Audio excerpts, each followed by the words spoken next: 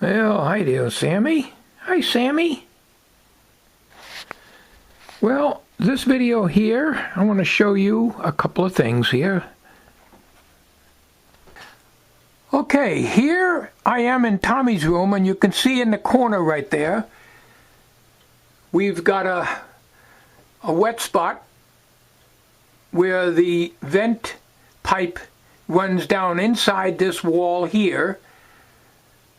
This is the inspection cover for the back of the shower, which I added so I can get at it and service it.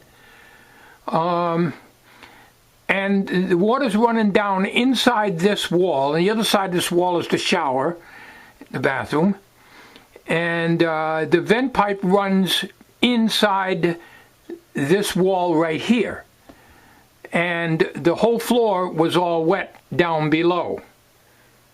And this is the bathroom. This is the corner. And the other side of the wall is Tommy's room where we're just in. This is all wet up here. It's not soaked now, but it is wet. Definitely very, very damp. The vent pipe is inside this wall. And I called the roofing company that put the roof on here in 2011. And we seem to think that it was the vent.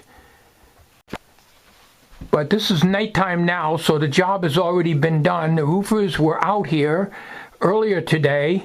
They seem to think that it might be coming from the skylight, which they put in. And because of the ice buildup and everything, and the heat coming through here from the room heat, was melting everything and getting under. Now he put ice and water shield all the way up to the peak. Right up to the peak. There's a little separation there where the air circulates. He went right up to that point. So he sealed the vent over here, but he said to keep an eye on it because he don't seem to think it was this vent. He seemed to think that it might be in this area here. So I don't know, but all I do know is water got down in there, and it's coming from the top and going down in the wall and following that pipe down. Okay, so I'll show you the video that I made earlier today. It's not very long. Most of it's my flapping. And I photographed from the ground, of course, and I didn't photograph very long. So we'll show you what the guys were doing. Starting with a lot of banging.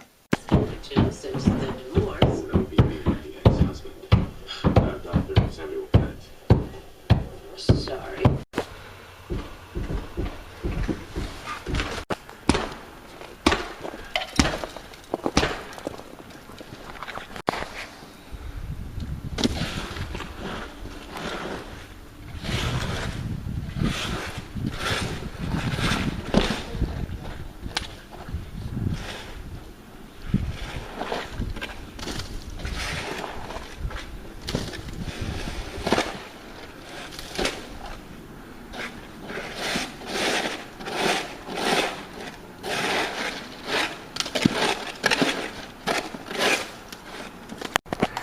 Okay, the guys just left.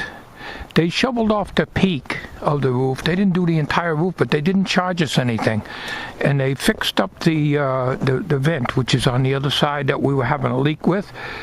But they seem to think it might be going down from the skylight. But it looks like a lot of snow up there, but actually there was a lot more. They didn't do a complete roof cleanup, but they did. Because the peak is vented, they cleaned that off and the skylight. And I'll show you on the other side. How would you like to have to dig all this out, huh? Okay. I'll take you over here where the guys were working a little while ago. And what we were doing... What they were doing, I should say, is to clean around this vent. That you can see that piece, that pipe sticking up. Okay, because we're getting this brown stuff coming down from underneath And this is what it was before we had our roof done in 2011. It was leaking underneath the white fascia, aluminum fascia there, and going down here. And he seems to think that it was not the vent. There was no cracks in the boot, but he did tar it up. And when the weather gets better and things melt off of there, he'll probably change that if we have any leaks. So we're going to keep an eye on it. But you can't see the skylight from here. Let me see if I can show you further back. And walk out here toward the trash area. I make nice wide paths when I use my snow blower, but we kept getting snow, and so there's like a couple of inches down, and I just ran the snow shovel over it. But let me turn around here.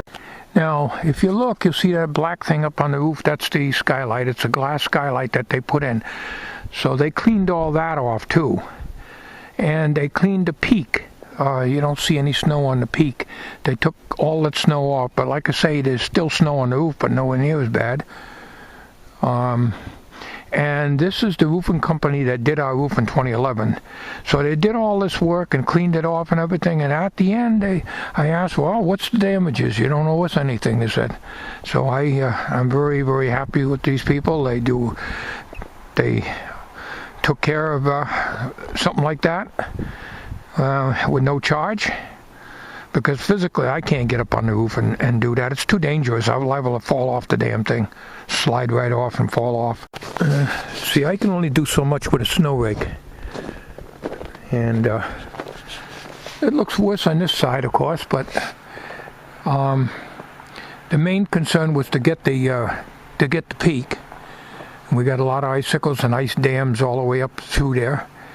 You know, snow rake doesn't do much to pull that off. Now, I could probably get the snow rake and start pulling some more of this off. But when I do that, then I pull it down on the deck, and then I got a big major job cleaning it up. When the guy was up there, he was throwing it as far as he could, and he threw it way over to here. So it's out of the way, and I didn't have to do any shoveling or snow blowing or anything in my cleaned out walkways. I try to clean everything so I can get at the generator if I need to, so I can get at my trash area here and take my trash down to the road, or the recycles down to the road. So I try to keep everything clear. Like when I do the deck here, it's low enough that the next snow I'll be able to just shovel it right off, and I'll have a place to put it. And even getting at my snow blower is easy. And I want to make a mention too. I can see Sammy's footprints over here. I want to make mention about the battery for Uncle Dorkle. I charged it. Okay, it's in the house now. I charged it here. Because of my bad eyesight, the battery was stone dead. This isn't Dorkle's battery. This is out of a jump starter. This is the one I'm going to probably use on Dorkle if I couldn't recover the other one. But the Dorkle battery, 12 volt, charge it on this 1 amp motorcycle battery charger, 6 and 12 volt, charge it at 12. And I put the charger on. And I couldn't see the red terminal that good. It didn't show up. Positive terminal, and I reverse polarity charged it. It was stone dead. It took a charge, reverse polarity, and I come in the next day, and I see the black lead was on the red, and the red was on the black. I said, oh, for crying out loud. Stupid idiot. This is why I can't do radio work, because I can't see what the hell I'm doing. So I discharged the thing using the load tester that's hanging up over here, then brought it down as much as I could with the light bulb over here, and then put it on the charger, and the battery charger hummed, so it was loaded down quite a bit. So what I did is I took and put this in series with the red lead, it don't matter whether it's a positive or a negative, and charge it at the proper polarity, and left it on. I did this about 3 days ago. So I left it on for 2 days, the proper polarity. It took the charge, and I didn't need the bulb in series anymore. I put the battery charger directly on it after I unhooked it and make sure I was getting a voltage, and I was getting about 8 volts, so I know it's coming up. So I put the battery charger directly on it, and it didn't need the bulb in series as a current limiter anymore, and it took a full charge. It's in the house now, and what I will do in a day or so is check the charge and see if it's holding the charge okay. But that's ridiculous. I mean, I was so careless that I reverse charged it. A stone dead battery, I guess sometimes you can charge them in reverse, and that was stupidity on my part, I'll tell you. That's the story there. I'm going to go back in the house now. I'll put this video together and give you something to maybe watch, because I've been so busy with snow and everything else. I haven't had a chance to do anything else. Thanks for watching, folks. Keep warm, and those of you who don't have any snow, I envy you.